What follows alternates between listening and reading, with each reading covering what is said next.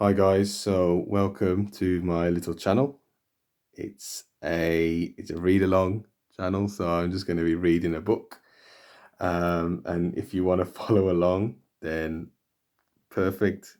If you don't, you just want to listen, again, fantastic. So the way it's going to work is every video is going to be a chapter, so it's pretty easy to follow.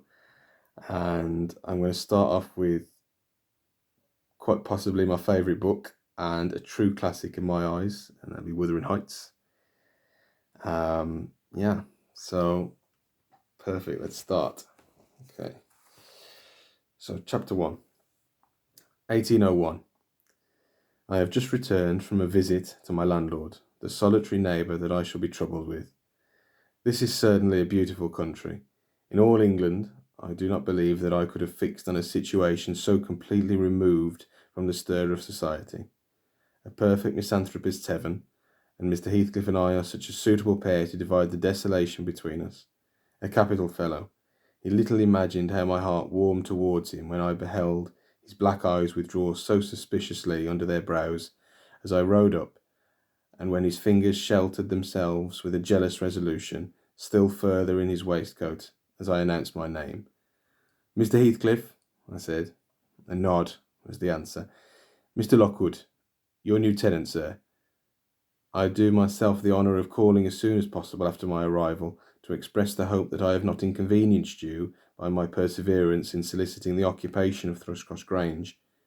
I heard yesterday you had some thoughts. Thrushcross Grange is my own, sir, he interrupted, wincing. I should not allow anyone to inconvenience me if I could hinder it. Walk in. The walk-in was uttered with closed teeth and expressed the sentiment, go to the deuce.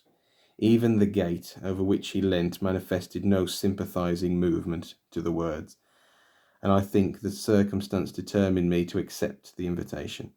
I felt interested in a man who seemed more exaggeratedly reserved than myself. When he saw my horse's breast fairly pushing the barrier, he did pull out his hand to unchain it, and then suddenly preceded me up the causeway, calling, as we entered the court, Joseph, take Mr. Lockwood's horse and bring up some wine. Here we have the whole establishment of domestics, I suppose, was the reflection suggested by this compound order. No wonder the grass grows up between the flags, and cattle are the only hedge cutters. Joseph was an elderly nay, an old man, very old perhaps, though hale and sinewy.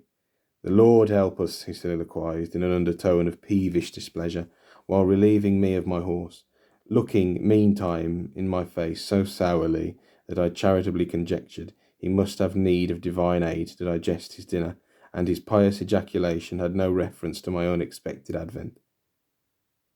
Wuthering Heights is the name of Mr. Heathcliff's dwelling, Wuthering being a significant provincial adjective descriptive of the atmospheric tumult to which its station is exposed in stormy weather. Pure, bracing ventilation they must have up there, at all times indeed. One may guess the power of the north wind blowing over the edge by the excessive slant of a few stunted firs at the end of the house, and by a range of gaunt thorns all stretching their limbs one way, as if craving alms from the sun. Happily, the architect had foresight to build it strong. The narrow windows are deeply set in the wall, and the corners defended with large, jutting stones. Before passing the threshold, I paused to admire a quantity of grotesque carving lavished over the front, and especially about the principal door, above which, among a wilderness of crumbling griffins and shameless little boys, I detected the date 1500 and the name Hareton Earnshaw. I would have made a few comments and requested a short history of the place from the surly owner, but his attitude at the door appeared to demand my speedy entrance or complete departure, and I had no desire to aggravate his impatience, previous to inspecting the Pentrilium. One step brought us into the family sitting room, without any introductory lobby or passage. They call it here the house, preeminently. It includes kitchen and parlour, generally, but I believe at Wuthering Heights the kitchen is forced to retreat altogether into another quarter. At least I distinguished a chatter of tongues and a clatter of culinary utensils deep within, and I observed no signs of roasting, boiling, or baking about the huge fireplace, nor any glitter of copper saucepans and tin colanders on the walls. One end, indeed, reflected splendidly both light and heat from ranks of immense pewter dishes, interspersed with silver jugs and tankards, towering row after row in a vast oak dresser to the very roof. The latter had never been underdrawn. Its entire anatomy lay bare to an inquiring eye, except for a frame of wood laden with oat cakes, and clusters of legs of beef, mutton, and ham concealed it. Above the chimney were sundry villainous old guns, and a couple of horse pistols, and by the way of ornament 3 gaudily painted canisters disposed along its ledge.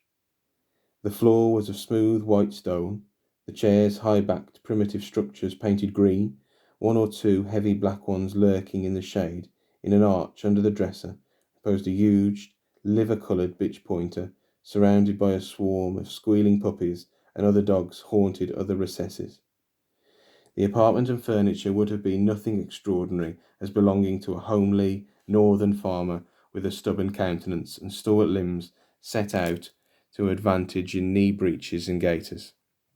Such an individual seated in his armchair, his mug of ale frothing on the round table before him, is to be seen in any circuit of 5 or 6 miles among these hills, if you go at the right time after dinner. But Mr. Heathcliff forms a singular contrast to his abode and style of living. He is a dark-skinned gypsy in aspect, in dress and manners a gentleman, that is, as much a gentleman as many a country squire, rather slovenly perhaps, yet not looking amiss with his negligence, because he has an erect and handsome figure, and rather morose. Possibly some people might suspect him of a degree of underbred pride. I have a sympathetic chord within that tells me it is nothing of the sort. I know by instinct his reserve springs from an aversion to showy displays of feeling, to manifestations of mutual kindliness. He'll love and hate equally under cover, and esteem it a species of impertinence to be loved or hated again. No, I'm running on too fast. I bestow my own attributes over liberally on him. Mr. Heathcliff may have entirely dissimilar reasons for keeping his hand out of the way when he meets a would-be acquaintance to those which actuate me. Let me hope my constitution is almost peculiar. My dear mother used to say I should never have a comfortable home, and only last summer I proved myself perfectly unworthy of one. While enjoying a month of fine weather at the sea coast, I was thrown into the company of a most fascinating creature, a real goddess in my eyes. As long as she took no notice of me, I never told my love vocally. Still, if looks have a language, the merest idiot might have guessed I was head over ears. She understood me, at last, and looked to return, the sweetest of all imaginable looks. And what did I do?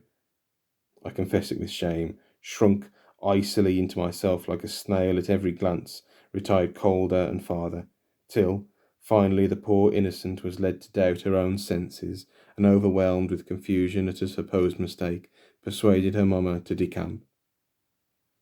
By this curious turn of disposition I have gained the reputation of deliberate heartlessness, how undeserved I alone can appreciate.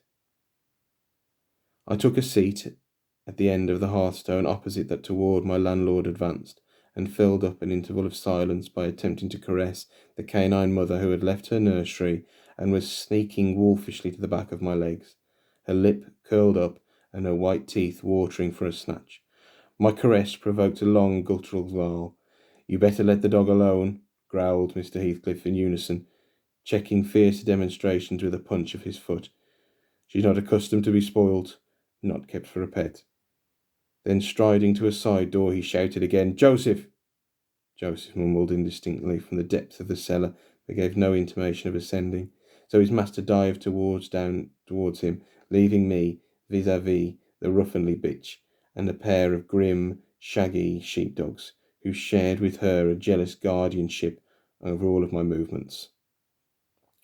Not anxious to come in contact with their fangs, I sat still, but imagining they would scarcely undertake tactic insults, I unfortunately indulged in winking and making faces at the trio, and some term of my physiognomy so irritated Madame that she suddenly broke into a fury and leapt on my knees. I flung her back, hastened to interpose the table between us. This proceeding roused the whole hive. Half a dozen four-footed fiends of various sizes and ages issued with hidden deaths to common centre. I felt my heels and coat laps peculiar subjects of assault, and parrying off the larger combatants as effectively as I could with the poker, I was constrained to demand a loud assistance from some of the household in re-establishing peace. Mr. Heathcliff and his man climbed the cellar steps with a vicious phlegm. I doubt they moved 1 second faster than usual, though the hearth was an absolute tempest of worrying and yelping. Happily, an inhabitant of the kitchen made more dispatch. A lusty dame with tucked-up gown, bare arms, and fire-flushed cheeks rushed into the midst of us flourishing a frying-pan, and used that weapon and her tongue to such purpose that the storm subsided magically, and she only remained heaving like a sea after a high wind, when her master entered on the scene. "What the devil is the matter?" he asked, eyeing me in a manner that could ill endure after his inhospitable treatment. "What the devil, indeed," I muttered. "The herd of possessed swine could have no worse spirits in them than those animals of yours, sir. You might as well leave a stranger with a brood of tigers." "They won't meddle with persons who touch nothing," he remarked, putting the bottle before me and restoring the displaced table. "The dogs do right to be vigilant. Take a glass of wine." "No, thank you. Not bitten, are you?" "If I had been, I would have set my signet on the biter." Heathcliff's countenance relaxed into a grin. Come, come," he said. "You are flurried, Mr. Lockwood. Here, take a little wine. Guests are so exceedingly rare in this house that I and my dogs, I am willing to own, hardly know how to receive them." "Your health, sir." I bowed and returned the pledge, beginning to perceive that it would be foolish to sit sulking for the misbehaviour of a pack of curs.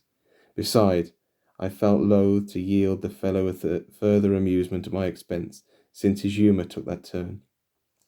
He, probably swayed by prudential considerations of the folly of offending a good tenant, relaxed a little in the laconic style of chipping off his pronouns and auxiliary verbs, and introduced what he supposed to be a subject of interest to me, a discourse on the advantages and disadvantages of my present place of retirement. I found him very intelligent on the topics we touched, and before I went home I was encouraged so far as to volunteer another visit tomorrow. He evidently wished no repetition of my intrusion. I shall go, notwithstanding. It is astonishing how sociable I feel myself compared with him.